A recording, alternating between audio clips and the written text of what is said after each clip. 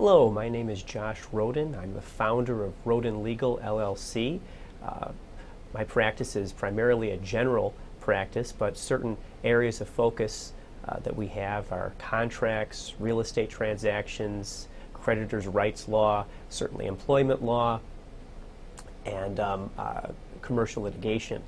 I invite any of you to to learn more about my practice by checking out my website, www.rodenlegalchicago.com. And in today's program, we're going to be discussing some creative ways that you can draft employment separation agreements with a special focus on representing employees.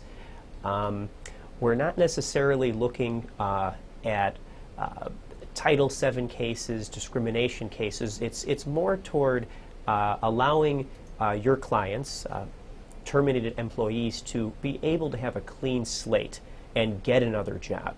And while they're looking for another job, making it part of the agreement that they can get unemployment compensation, or put another way, that their former employer won't impede those benefits.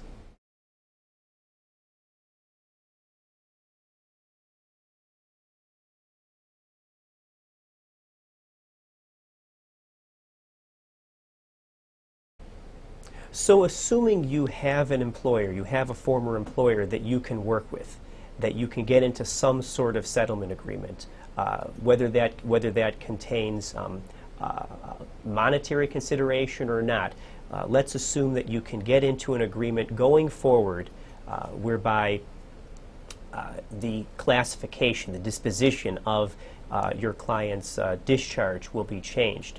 Well, we're assuming that they were fired for cause. They were terminated for cause. So some of the other more favorable dispositions would be a layoff, termination without cause, and of course voluntary resignation.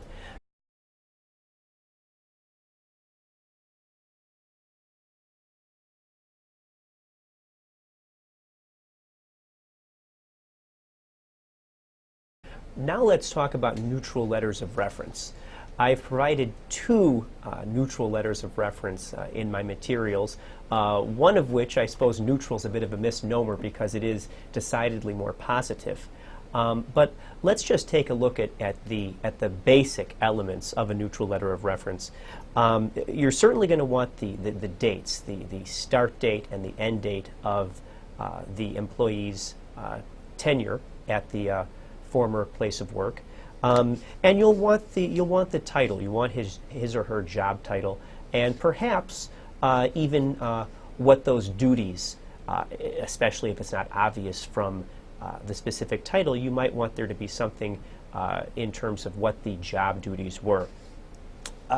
You'll likely want to include final rate of pay. A lot of times, especially if the employee was discharged from a job at which they were making a suitable or favorable amount of money, they're going to want to make comparable money at their next job. And so to have something in writing stating what that final rate of pay was could be an important element within that letter.